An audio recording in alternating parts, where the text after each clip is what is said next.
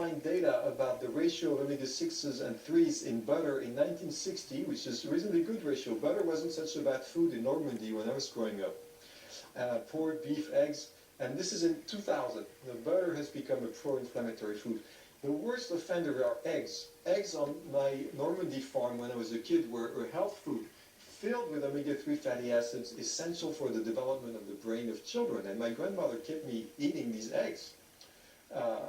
Now these are eggs in 2000. 20 times more omega-6s than omega-3s. Eggs have become a pro-inflammatory food. And nobody told you that. So when you go to the supermarket, look for omega-3 eggs. And they're not eggs that have been injected with fish oil. They're normal eggs. These eggs should be marked as pro-inflammatory omega-6 eggs. And the normal eggs should just say normal eggs. They shouldn't say omega-3 eggs. This is what happened over millions of years. You see, as hominids developed, there was always a balance in their food between omega-6s and omega-3 fatty acids. And then something happened around 1945 when we started increasing omega-6s in the diet of animals and therefore in the diet of people and reducing omega-3s. Now think about a lawnmower. Most of you have operated one at one point or another, or looked at somebody operate one. They need to be filled with just the right proportion of gasoline and oil. If you play around with the proportions and they're not right, the engine is going to sputter and may not function at all. This is what we're doing. We have a biology that is meant to function with this mix. This is the mix we're putting in. It created problems. The main problem is this one. Remember, omega-6s stimulate cell growth. Now, the only cells that can grow in an adult body are fat and cancer. We're seeing this, for sure. In fact, I'm going to show you something reasonably dramatic. This is the map of the country you love and care about, and I do too. And this is the map of obesity, a BMI over 30. This is marked obesity. This is not just a little bit of overweight. In 1985, this is the year I arrived in Pittsburgh to do my PhD.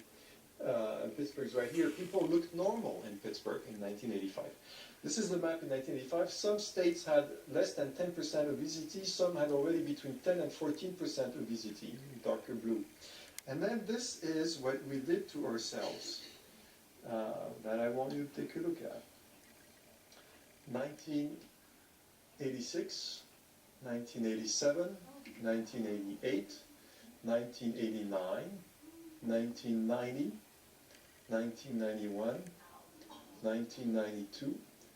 First states with 15 to 20%, 93, 94, 95, 96, 97, states with more than 20% obesity, 98, 99, 2000, 2001, states with more than a quarter of the people obese, 2002, 2003, in 2004, 2005, the first states with more than a third of the people obese, 2006. A third of the people. 2007.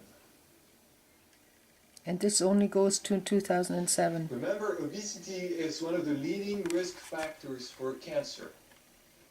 Of course, people don't get cancer as soon as they become obese. It takes 10 to 20 years. So this may be the map and the progression of cancer rates in our country over the next 10 to 20 years, if we don't do something about that.